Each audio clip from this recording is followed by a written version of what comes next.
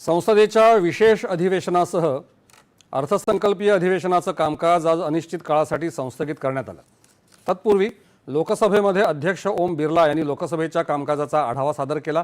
या अधिवेशनात 93% काम झाल्याचं त्यांनी सांगितलं। लोकसभेच्या एकूण 31 बैठका झाल्या। या अधिवेशनादरम्यान 12 सरकारी विधेयकं सादर करण्यात आली आणि 9 विधेयकं मंजूर करण्यात आली।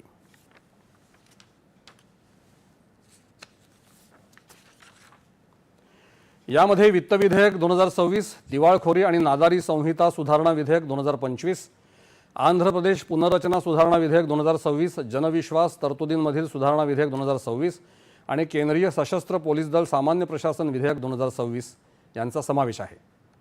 ये सत्र 28 जनवरी 2026 को आरंभ हुआ था।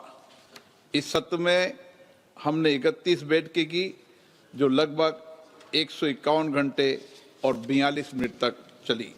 इस सत्र के दौरान 12 सरकारी विधेयक पुरस्तापित किए गए, कुल 9 विधेयक पारित किए गए।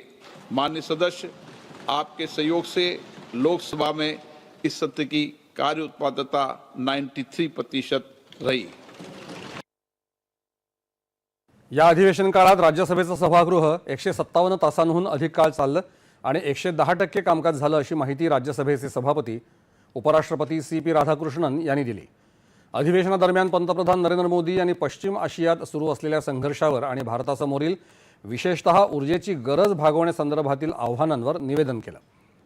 भारत अमेरिका द्विपक्षीय व्यापार करारावर वाणिज्य आणि उद्योग मंत्री पीयूष गोयल यांनी तर पश्चिम आशियातल्या परिस्थितीबाबत परराष्ट्र मंत्री S जयशंकर यांनी निवेदन करून वस्तुस्थिती मांडली। या अधिवेशनात हरिवंश यांची राज्यसभेचे उपसभापती म्हणून तिसऱ्यांदा निवड झाली। संसदेचं अर्थसंकल्पीय